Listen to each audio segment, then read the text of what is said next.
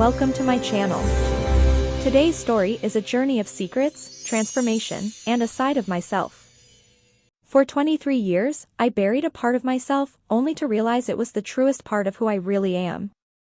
There is a particular silence that lives inside a person who is carrying something they believe no one else could ever understand. It is not the silence of peace, and it is not the silence of indifference.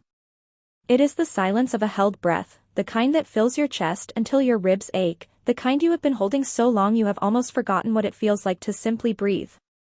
I know that silence intimately. I grew up inside it.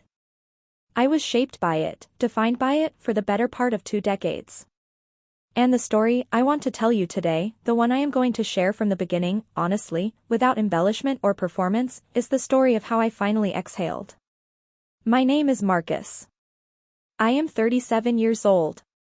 I work as a middle school art teacher in a mid-sized city in the American Midwest, and I have a studio apartment that smells faintly of turpentine and dried chamomile tea. I own a cat named Gerald, who is mostly indifferent to me, and I have, after a very long time and a great deal of internal excavation, come to feel something I can only describe as comfortable in my own skin. But getting here, truly getting here, required a journey that wound through shame and hiding, through confusion and grief, through a few catastrophic mistakes and a few extraordinary acts of grace from people I did not expect to extend it.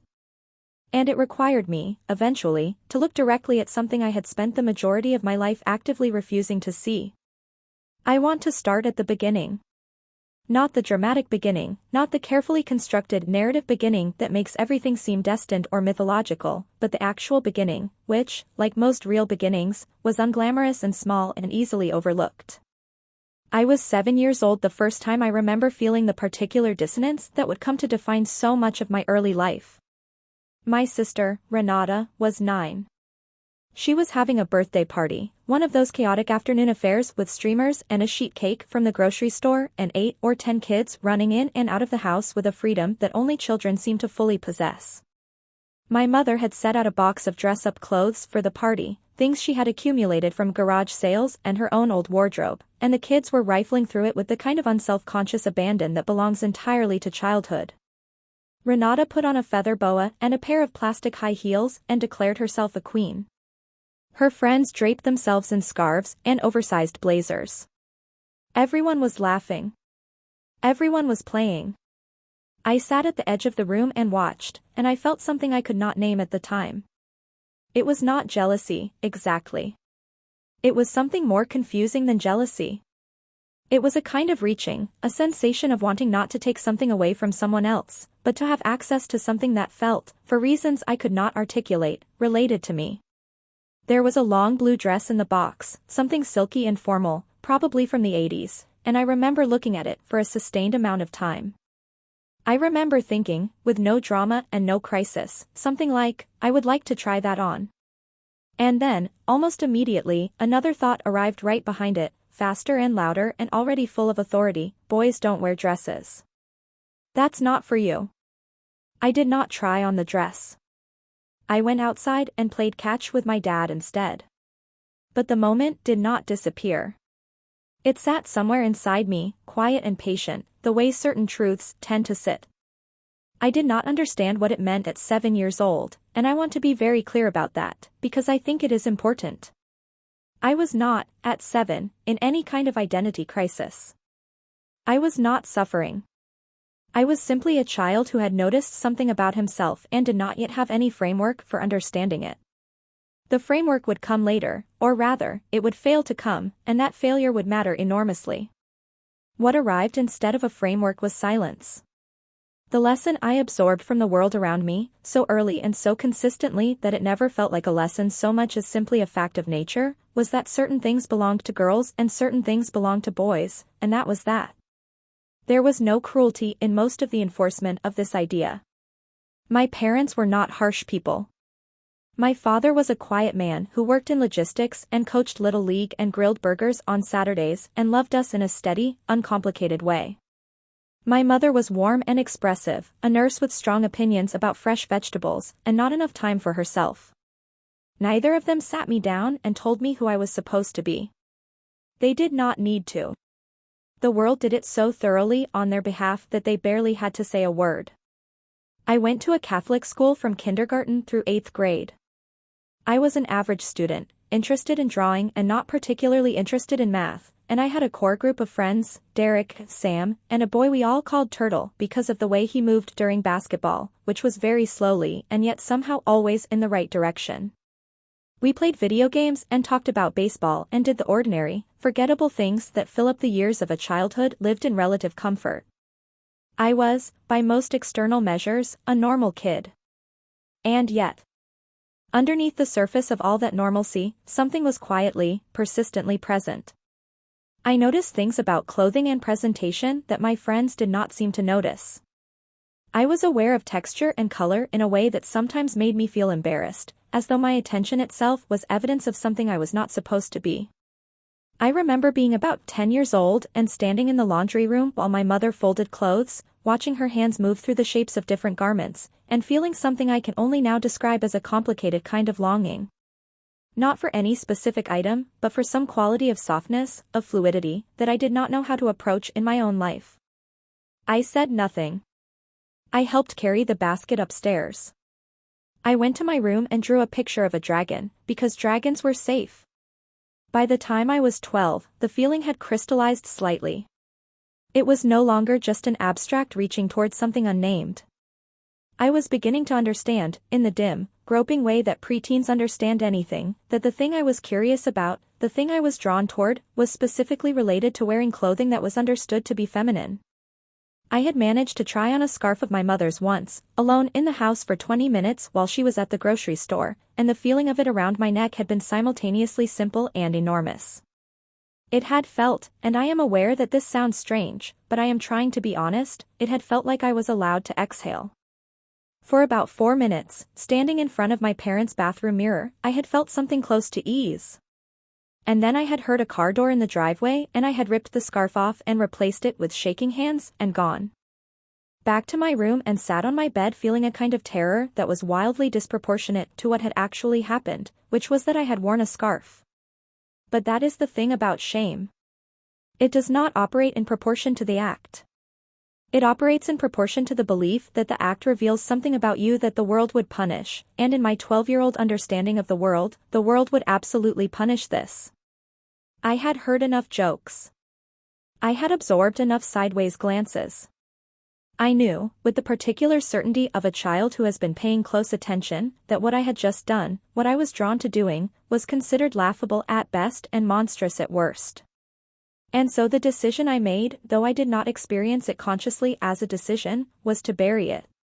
What I did not understand then, what I would not understand for many years, was that you cannot bury something that is alive. You can only push it deeper underground, where it grows in the dark without light or air or any healthy relationship to the rest of you. 7th grade was the year I first encountered the word that I would eventually, obliquely, apply to what I experienced, and the context in which I encountered it was exactly as harmful as you might expect.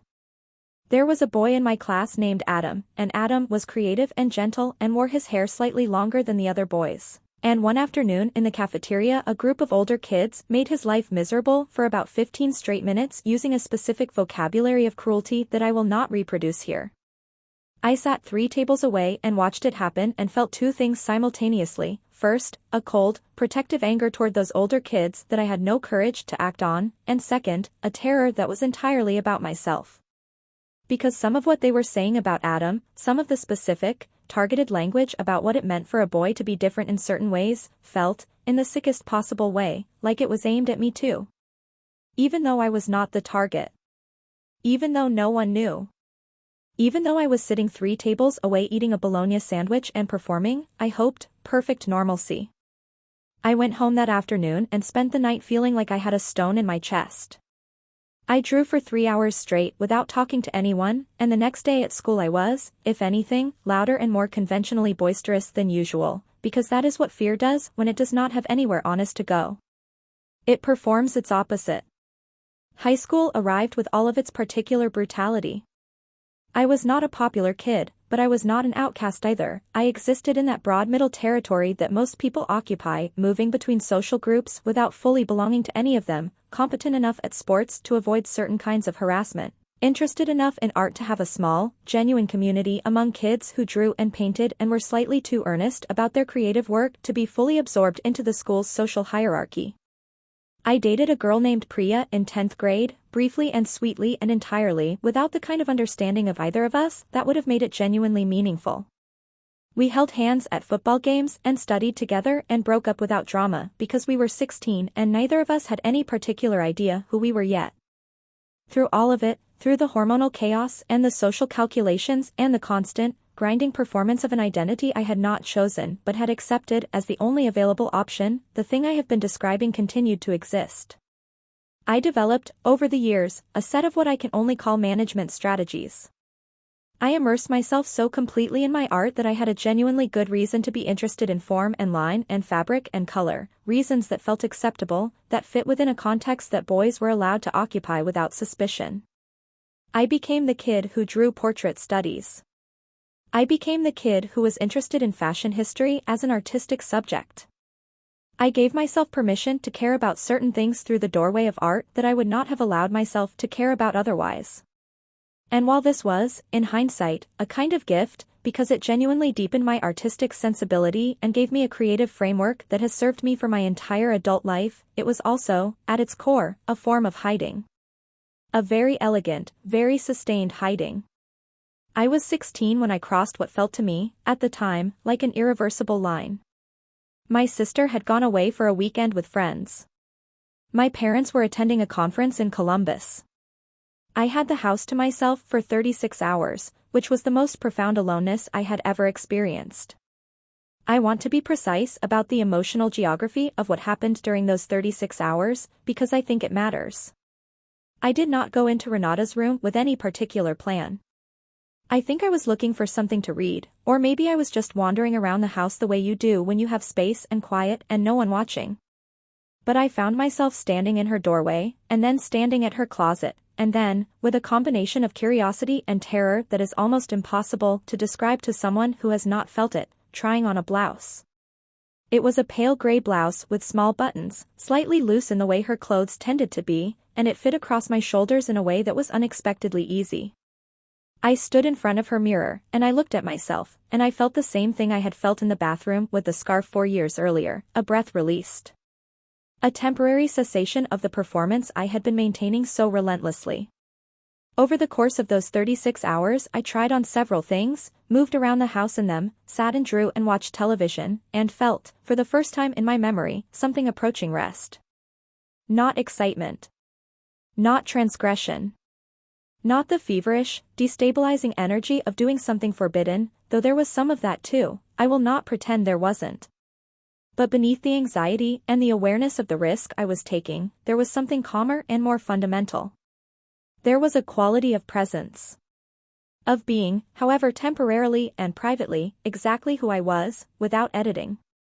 Without the constant low-level monitoring that I now realize had been running in the background of my consciousness for as long as I could remember. I cleaned up carefully before my parents came home. I restored everything to its proper place with a meticulousness that bordered on obsessive. And then I went back to performing Marcus, the version of Marcus that was complete and coherent and legible to the world, and I did not let myself think about what had happened for a very long time. I locked it away with a kind of deliberateness that was, looking back, emotionally violent. I told myself it was a phase. I told myself it was curiosity, nothing more. I told myself it had happened once and would not happen again and did not mean anything. That, of course, was the first really significant lie I told myself. Not the last. But certainly among the most consequential. Senior year of high school brought with it the strange and pressurized process of imagining a future. Colleges. Majors. The enormous abstract project of deciding what you were going to do with your life when you were 17 and barely knew yourself. I applied to art schools and to regular universities with art programs, and I wrote application essays about my passion for drawing and my interest in human form, and through all of it I maintained the surface with a skill that I had, by then, been practicing for the better part of a decade. I was, by any external assessment, a reasonably healthy, reasonably well-adjusted teenager preparing to enter the world.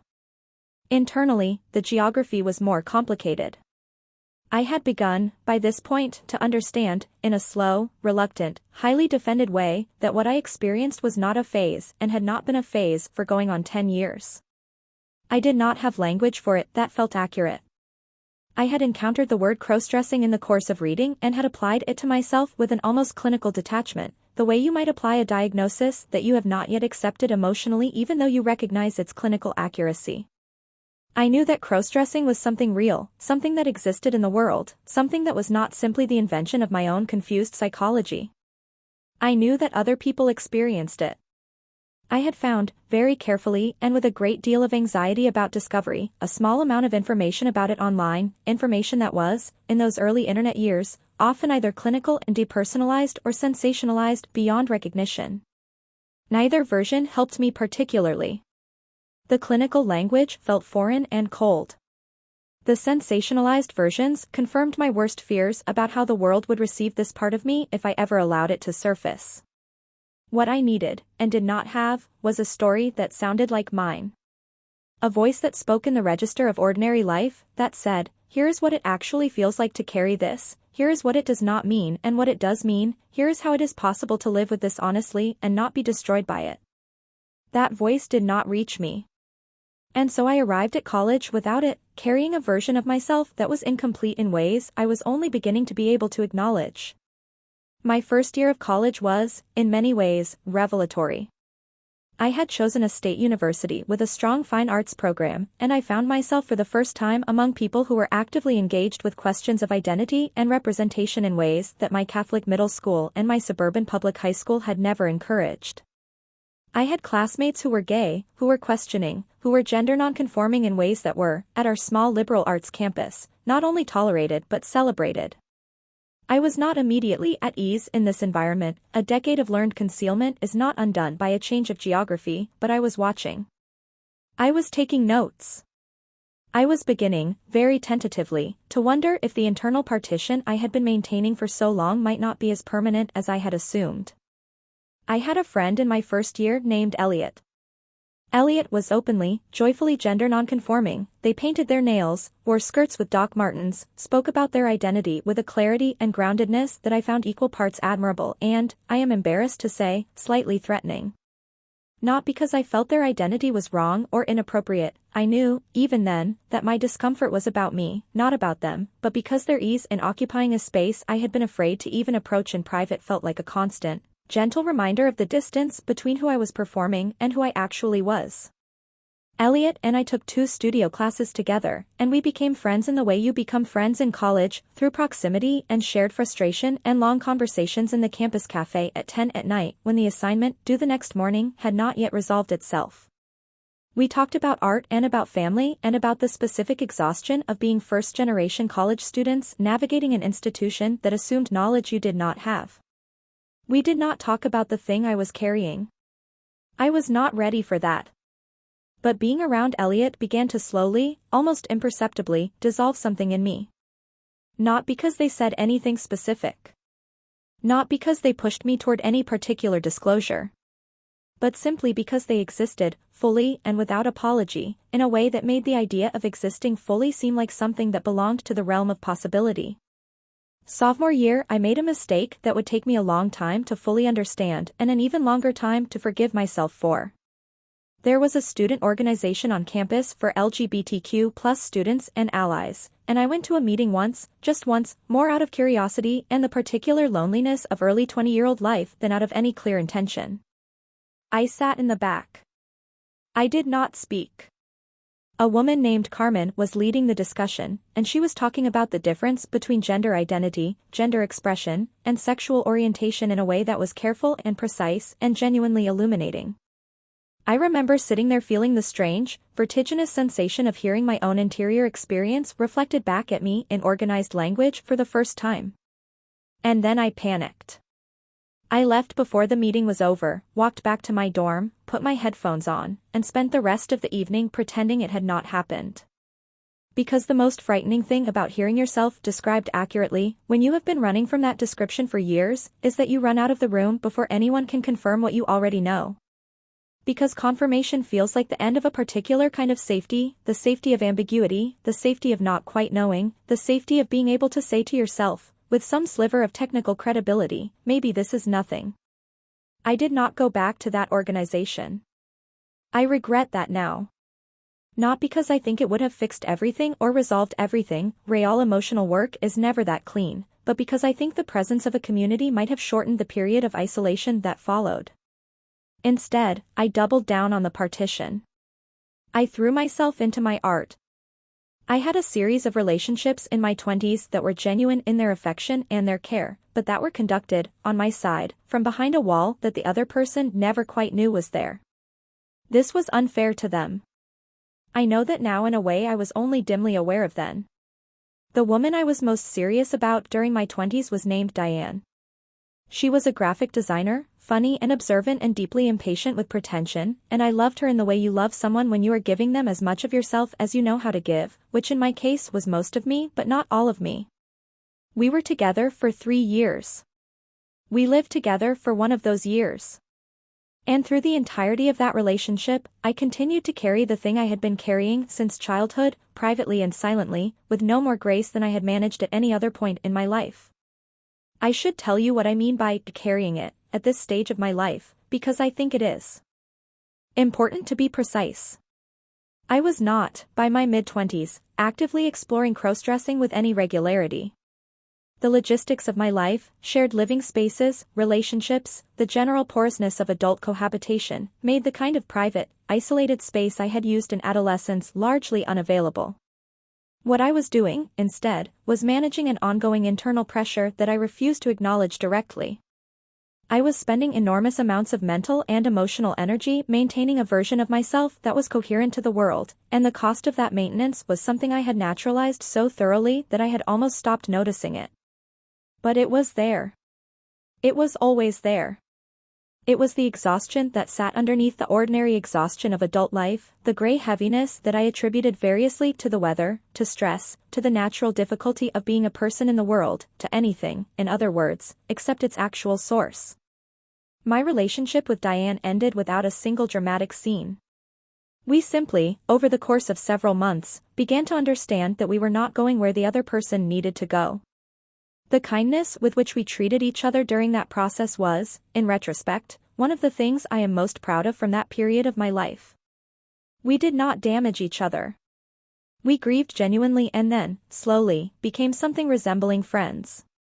But in the immediate aftermath of the breakup, living alone for the first time in years, I found myself in a space, both physical and emotional, that I did not know quite how to inhabit.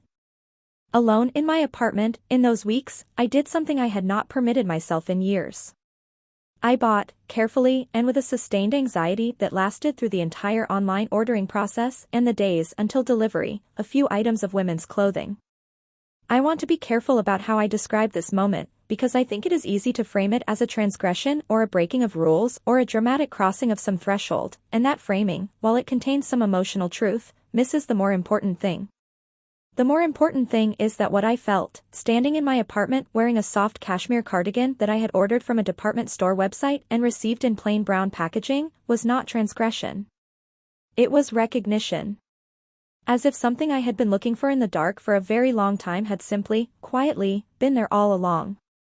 I allowed myself, for the first time as an adult, to sit with that feeling instead of immediately suppressing it. This was harder than it sounds. My default response, developed over 20 years of practice, was to feel the thing, be frightened of the thing, and immediately perform the procedure of erasure. I was not, in those weeks, an enlightened person who had done the therapeutic work and arrived at peace. I was a 27-year-old man sitting alone in an apartment with a cardigan and a cat and a deep, inarticulate grief for all the years I had spent not allowing myself this very small, very private act of honesty. I cried. I am not embarrassed to tell you that. I cried for a long time, and it was not a productive cry that resolved into clarity, it was a messy, disorganized grief that mostly felt like loss. Like something that had been waiting for me for a long time and that I had made wait far too long. In the weeks and months that followed, I did something I had never done before, I did not erase it. I allowed it to remain. I allowed myself to have, quietly and privately, a practice of wearing what I wanted to wear when I was alone in my apartment, without immediately following that practice with shame and concealment and the furious performance of normalcy. This was not some glorious liberation. It did not feel triumphant. It felt tentative and awkward and sometimes still terrifying, particularly late at night when the anxiety would arrive with its familiar arguments about what this meant and what people would think and how it could never be allowed outside the four walls of my apartment. But I did not erase it. That was new. That was the beginning of something, even if I could not yet see its shape. I started therapy at 28. Not because of any of this specifically, or rather, not only because of this. I had struggled with anxiety for most of my adult life in ways that I had again attributed to general life stress rather than their actual source, and a particularly difficult semester of teaching, combined with an honest conversation with a doctor at my annual physical, resulted in a referral to a therapist named Dr. Abby Torrance, who had an office in a converted Victorian house 2 miles from my apartment and a habit of letting her tea get cold on the side table because she was too absorbed in listening to remember to drink it. I did not tell Dr. Torrance about the thing I was carrying for the first 3 months of our sessions. This is worth noting, because those 3 months were genuinely useful. We talked about my anxiety and my childhood and my teaching and my parents and my ex-girlfriend and the general architecture of my emotional life, but they had a particular quality of incompleteness, like working on a painting while keeping the most important section covered with a cloth. I was, in therapy as in every other context of my adult life, a person with one carefully maintained omission. The day I told her was a Thursday in March, during our 14th or 15th session. I had come in feeling more tired than usual, the kind of bone-level tired that has nothing to do with sleep, and when she asked me, as she routinely did, how the week had been, something different happened. Instead of the careful, edited answer I usually provided, I sat for a moment in the particular silence I know so well, and then I said, "There is something I have never told anyone." And then I told her. She did not react with alarm or discomfort or any of the responses I had been bracing for since I was 12 years old. She listened. She asked thoughtful, specific questions. She reflected back what I had said with a care and precision that told me she had heard not just the content of what I was describing but the weight of carrying it for so long. And at the end of that conversation, she said something that I have thought about many times since. She said, "I notice that you have been describing this as a problem you need to resolve, but I am wondering if what it actually is a part of yourself you have been refusing to meet. A part of yourself you have been refusing to meet." I drove home from that appointment and sat in my parked car for a long time, not ready to go inside, not ready to do anything except stay in that particular stillness that arrives after something important has been said. And I thought about all the years I had spent treating this aspect of my inner life as an emergency to be managed, a weakness to be corrected, a secret to be kept. I thought about 7-year-old Marcus looking at the blue dress in the party box and immediately being told by his own head that it was not for him. I thought about 12-year-old Marcus listening to those kids in the cafeteria and feeling the terror of recognition. I thought about 16-year-old Marcus standing in his sister's room feeling, for 36 hours, something approaching rest. And I thought about the years since then, the long, earnest, exhausting performance of a self that was real but incomplete. I want to be honest about what happened next, because I think it is important not to collapse the actual experience of growth into a clean narrative arc. Therapy helped enormously, but it did not fix me overnight, and it did not produce a sudden, cinematic moment of acceptance. What it produced was something slower and less spectacular, a gradual, incremental loosening of the lock I had kept on this part of myself. A slow, effortful, ongoing practice of allowing what was true to be true, without immediately moving to suppress or explain it. There were setbacks. There were weeks when the anxiety returned in force and I reverted to old patterns of erasure and concealment. There was a period, about 6 months into therapy, when I went through something that I can only describe as a kind of mourning, not for a death, but for the years I had spent not living as fully as I could have. Grief for the self that had been so thoroughly managed. That grief was necessary, and it was also, at times, quite dark. I want to acknowledge that without drama, because I think it is important for anyone who might be in a similar place to understand, this kind of late-arriving self-honesty is not always joyful. It is often painful before it becomes freeing. The pain is real. It does not mean you are doing it wrong. By the time I was 29, I had arrived at a tentative working understanding of what I was dealing with. I understood, with the help of Dr. Torrance and a great deal of reading, that crossdressing exists on a broad spectrum of experience and meaning that is not easily categorized. I understood that for some people it is an expression of a gender identity that sits outside the binary, and for others it is a form of expression that coexists with a fairly settled gender identity, and for others still it is something in between or outside either of those frameworks entirely. I understood that the clinical and psychological understanding of crossdressing had evolved enormously and that the outdated frameworks I had absorbed in childhood, frameworks that pathologized it, that linked it to dysfunction or disorder, were outdated in ways that mattered. And I understood, most importantly, that for me, personally, the experience of wearing clothing understood to be feminine was connected to something deeply authentic about my relationship with my own self-presentation and emotional life that was not going to go away and did not need to go away. What I did not understand yet, what would take me several more years to work through, was how to bring this reality into contact with the rest of my life. How to let it exist not only in the private, enclosed space of my apartment and my therapy sessions, but in some broader integration with the person I was in the world. That process began, unexpectedly, with my mother. My parents had always been people I loved without quite fully trusting with my interior life, and my father, in particular, was someone whose good opinion I had valued in ways that had historically made me very careful about what I allowed him to see. My mother was warmer, more emotionally fluent, and I had, over the years, had conversations with her that were closer to real than anything I had managed with my dad. But I had never, not even in the abstract, not even in an approximation, allowed either of them near the thing I was carrying. I was 31 when my mother came to visit me for a long weekend. My sister was there too, for part of it, and we had a good visit, easy and warm in the way family interactions can occasionally be when no one is actively in crisis. On the Sunday morning, my mother and I were sitting at my kitchen table drinking coffee and Renata had gone out for a run, and there was a particular quality to the quiet between us that felt, for reasons I cannot fully explain, like an invitation. Like the kind of morning that could hold something real. I told her slowly. I did not have a prepared speech. I had thought, many times, about how I might approach this conversation, and none of my mental rehearsals had produced anything that felt right.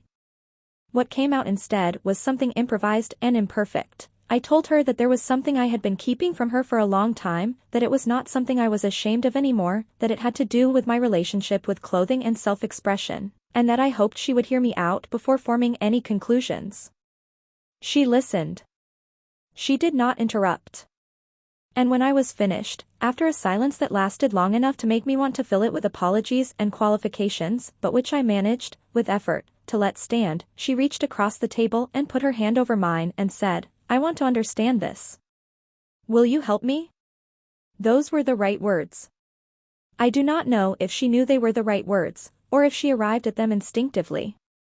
What I know is that she was not performing acceptance and she was not minimizing what I had said and she was not immediately moving to reassure me that it was fine without having actually processed it.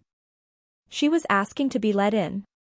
And that request, that simple, direct request to understand rather than to immediately resolve, was one of the most generous things anyone has ever given me. Over the following months, my mother and I had a series of conversations that were, honestly, some of the most meaningful of my life. She asked questions that were sometimes awkward, and I answered them as honestly as I could. She had moments of confusion and moments of genuine insight. She said, once, that she thought she had probably been aware that something was complicated for me and had chosen, for years, to not look too closely, and that she was sorry for that. I told her she didn't need to be sorry because the same was true of me and I had been the one doing the carrying. We disagreed about some things. We were confused together about other things. What we were doing, over those months, was building a version of our relationship that could hold the whole truth of who I was, and it was slow, and it was awkward, and it was, in its way, the bravest thing either of us did during that period. My father has taken longer. I want to be honest about that because I think honesty about the unresolved parts of these stories is at least as important as honesty about the resolved parts. My father knows, now, I told him 2 years ago, after a very different kind of conversation than the one with my mother, a more careful and more halting one. That ended without the clarity and warmth of that Sunday morning at the kitchen table. He did not respond badly. He did not say anything cruel. But he also did not say, "Help me understand." What he said was closer to, "You do what you need to do and I love you," which was, from him, a very real and very genuine form of acceptance, but which also had the quality of a door left mostly open rather than fully open. We are still, 2 years later, navigating the space between where he is and where I had hoped we might arrive together. I do not fault him for this.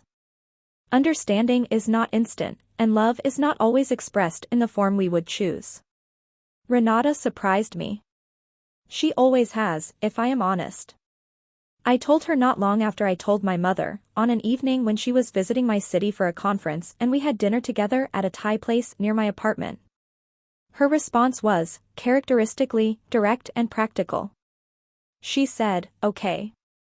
So what does that look like for you day to day?" And I sat there for a moment thinking, this is my big sister asking me a question about my life with the same matter-of-fact interest she brings to everything, and the specific, ordinary grace of that response undid me more than any formal expression of support could have. I had to excuse myself for a minute and go to the bathroom and compose myself, which was slightly embarrassing, but she was kind about it when I came back. I want to spend some time talking about the workplace dimension of this, because I think it is one of the aspects of this kind of experience that gets the least honest treatment. I am a middle school art teacher. I work in an institution that has expectations about professional presentation, about the relationship between teachers and students, about the kind of self that is appropriate to bring to work. I have never, and do not currently, bring any explicit expression of what I have been describing into my professional life.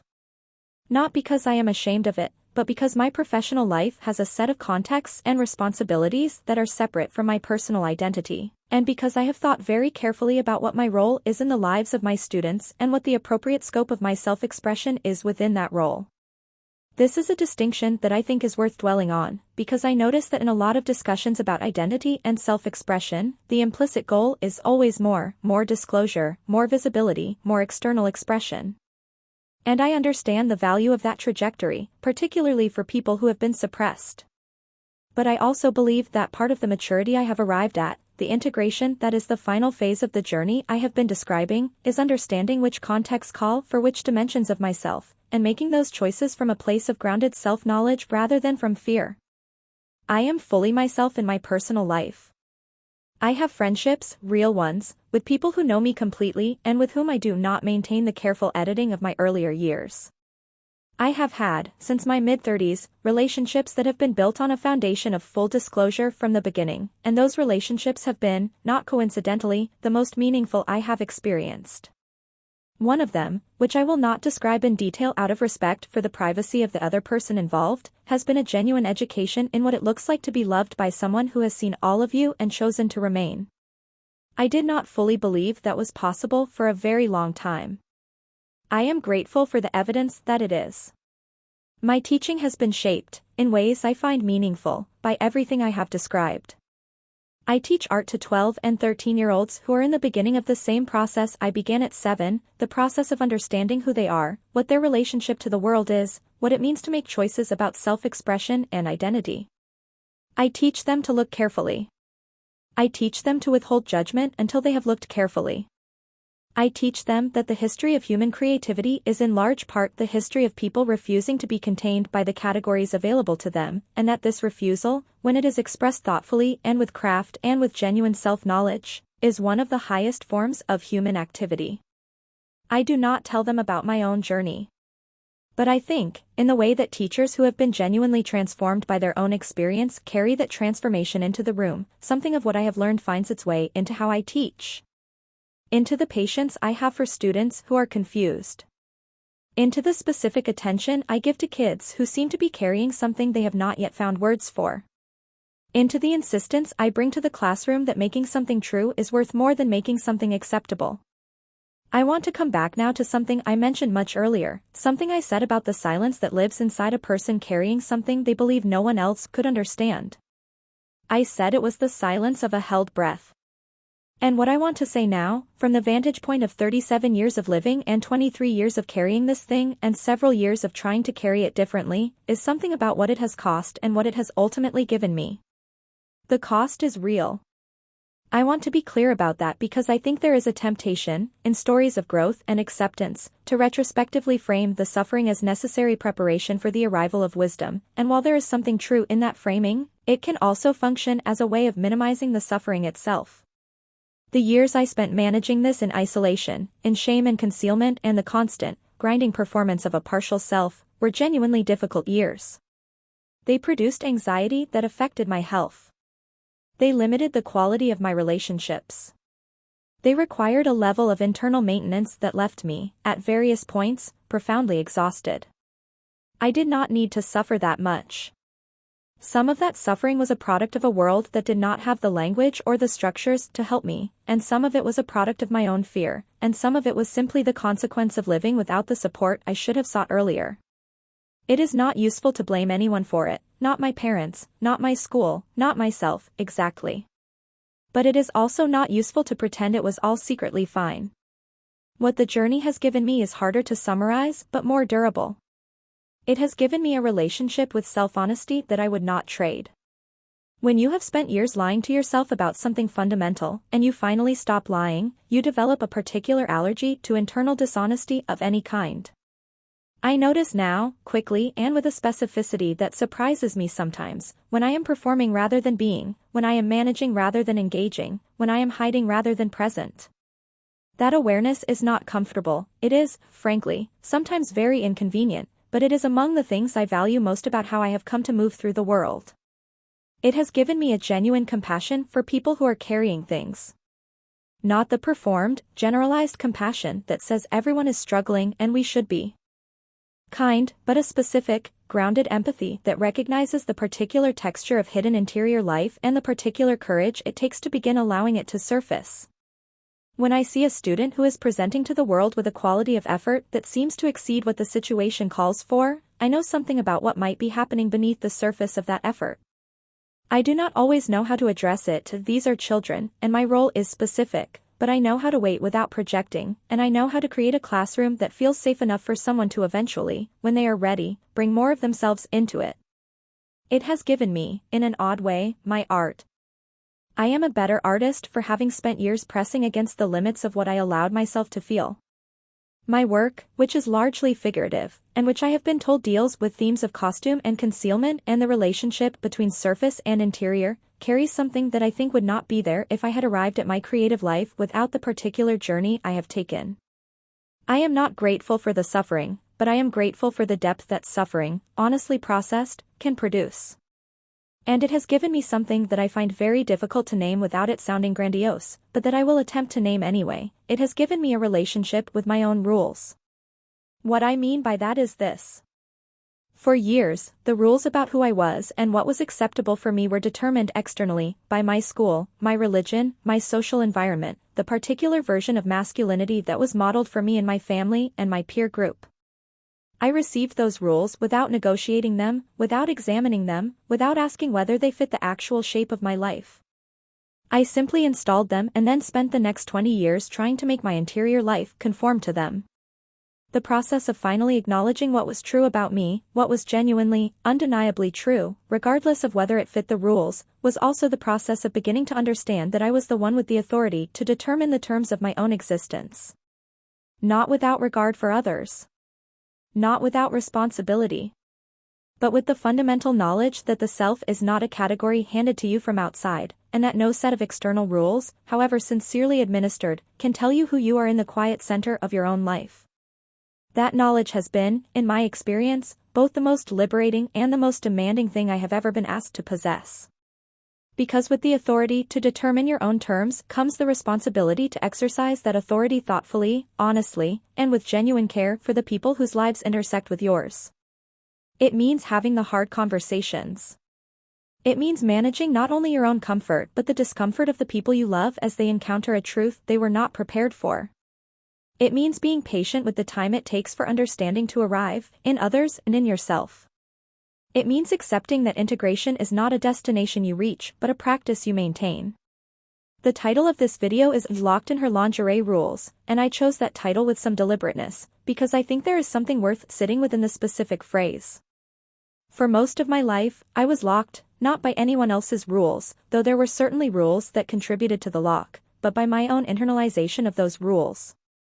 I had taken the external constraints that a particular cultural moment and a particular social environment had installed in me as a child and had reinforced them so thoroughly from the inside that they had become indistinguishable from my own voice. The lock felt like it had always been there. It felt like me. Unlocking it did not feel like freedom. At first, it felt like disorientation.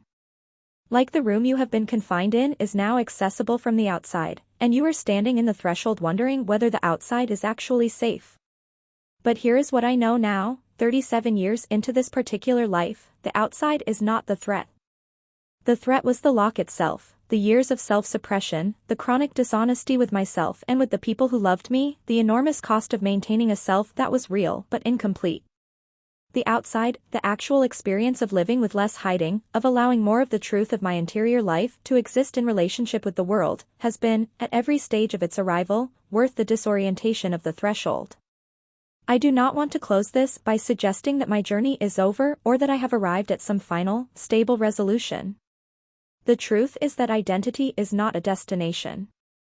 It is an ongoing project, a practice of attention and honesty that you take up every morning and put down every night and take up again. Some mornings it is harder than others. Some seasons of life demand more from you than others. Some conversations that you thought were finished turn out to have more chapters. The integration I am describing is not the absence of complexity, it is the presence of a relationship with complexity that does not require you to suppress any part of yourself in order to manage it. What I have now, and what I am still building, every day, in the ordinary way that living humans build things, is a life that is genuinely mine. It has my art in it, and my students, and my friendships, and my family with all its ongoing negotiations, and my cat who remains largely indifferent to the entire emotional project, and the long walks I take in the evening along the river near my apartment when I need to think. It has things in it that I could not have anticipated at 7 or 12 or 16 or 27. And it has, quietly and firmly and without apology, all of me in it. Not the edited version. Not the performance. All of me. That has been worth the years. It has been worth every difficult conversation and every anxious night and every moment of sitting with the discomfort of my own truth instead of finding a more comfortable lie to sit with instead. It has been worth, even, the grief of having arrived here later than I might have. Because I am here. And here, it turns out, is where I can actually breathe. I have been telling you this story for a while now, and I want to close with a few things. Not conclusions exactly, I am suspicious of conclusions about human experience, which tends to resist them, but something more like the observations of a person who has been looking at something very closely for a very long time and wants to share what the looking has yielded. For anyone who is carrying something similar, who recognizes in any part of what I have described the texture of their own experience, I want to say, the carrying is heavier than it needs to be. I know how much work it takes to keep the partition. I know how thoroughly it becomes normal to live inside the performance of a partial self. And I know that the idea of allowing something true to surface can feel, for all the reasons I have described in detail throughout this story, absolutely impossible. But I also know, from the specific evidence of my own life, that the arrival at honesty, however slow, however imperfect, however complicated by the reactions of other people, produces something that all the years of management do not. It produces rest. It produces the possibility of genuine intimacy with other people, because you cannot be genuinely intimate with someone you are hiding from. It produces a relationship with yourself that is sustainable in a way the alternative is not. For anyone who loves someone carrying something like this, who perhaps heard a fragment of their own person in some part of what I have described, I want to say, the gift of asking to understand rather than immediately seeking to resolve is enormous. My mother's question at the kitchen table, "I want to understand. Will you help me?" was one of the most significant moments of my adult life. You may not always have the right words. You are not required to. But the quality of genuine curiosity, offered without the urgency to immediately make everything okay, is something that goes very deep in the person who receives it. For anyone who is young and reading or watching this, who is in the early stages of noticing something about themselves that does not fit the available categories, who is perhaps sitting with that held breath silence that I described at the beginning, you have time. You are not behind. The fact that you are paying attention to the truth of your own experience is already a form of courage, even if it does not feel like it. The world contains more room for you than the portion of it you currently occupy, and you will find that room in ways and at times you cannot yet predict. For everyone, identity is not simple. Selfhood is not a fixed object that you either possess or don't. It is a practice, and it is a relationship with yourself, with the people you love, with the world's expectations, and with your own. It does not require you to have all the answers before you begin. It only requires you to be willing, over and over, to look honestly at what is true and to treat that truth with the same care you would extend to someone you loved. I have been carrying this story for a very long time. Thank you, genuinely, for sitting with it today. Thank you for the quality of attention that it takes to listen to something real, without looking for the easy resolution or the clean takeaway. Thank you for being willing to be in the presence of a life rather than a lesson. If this story helped you understand yourself or someone else a little better, then it was worth telling. And if you are curious to continue learning about identity, about the inner life, about what it means to live honestly in a world full of competing rules and categories and expectations, there is more here on the channel. I hope you will stay. Thank you for watching and for spending this time with me. If this story helped you understand yourself or others a little better, feel free to explore more on the channel.